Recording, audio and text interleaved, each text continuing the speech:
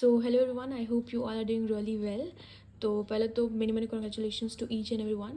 You all have enter class 12th. उसके लिए बहुत सारी बधाइयाँ. अब आज का जो हमारा सब्जेक्ट है वो पॉलिटिकल साइंस. और जैसा कि आपको पता है कि हमें क्लास 12th में 2 बुक पढ़नी होती है पॉलिटिकल साइंस की. पहली बुक है वो है world politics, contemporary world politics. और दूसरी जो बुक है वो है politics in India since independence. तो आज का जो हमारा चैप्टर है वो जो दूसरी बुक है that is politics in India since independence, उसकी है that is challenges of nation building. Right. तो ये जो चैप्टर का नाम है that is challenges of nation building, वो नाम से ही पता चल रहा होगा कि जब इंडिपेंडेंस मिली हमें, जब फ्रीडम मिली, तो उस तरीके से क्या क्या चैलेंजेस आए हमें एक नेशन को बनाने में.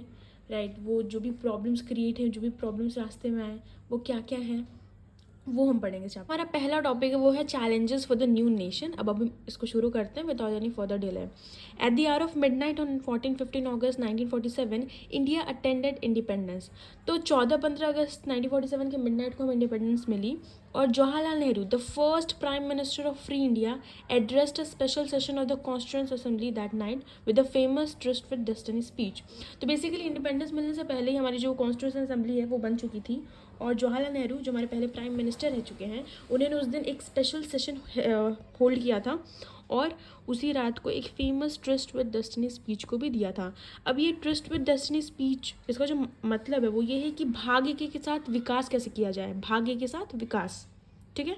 I hope this is clear. हमारा नेशनल मूवमेंट चल रहा था जब हम हमारी फ्रीडम के लिए और इंडिपेंडेंस के लिए लड़ाई कर रहे थे. उस दौरान बहुत सारी बातें कही गई थी, लेकिन 2 गोल, ऐसे 2 गोल हैं जिस पे हर एक इंसान ने अग्री किया था.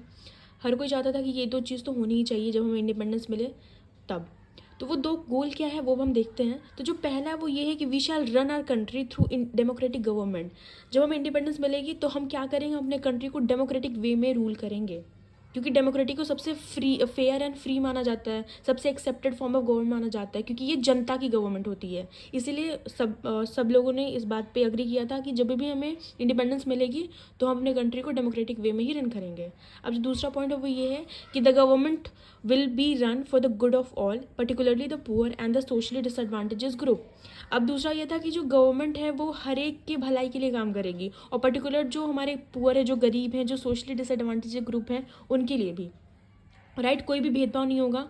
सब सबके लिए एक साथ जो है वो भलाई का काम किया जाएगा. जो 2 गोल की हम बात करें, इन गोल को अटेंड करना इतना भी आसान नहीं था. अब क्यों आसान नहीं था? क्योंकि जिस टाइम पे इंडिपेंडेंस हमें मिली थी उस टाइम पे क्या हुआ था कि कंट्री का पार्टीशन भी हुआ था. अब पार्टीशन होने की वजह से काफ़ी ज़्यादा ट्रॉमा और वॉयलेंस क्रिएट हुआ था. अब हम इसको भी पढ़ लेते हैं that it was not an easy task. Why? Because freedom came with the partition of the country. Freedom के साथ साथ कंट्री का पार्टीशन भी हुआ था.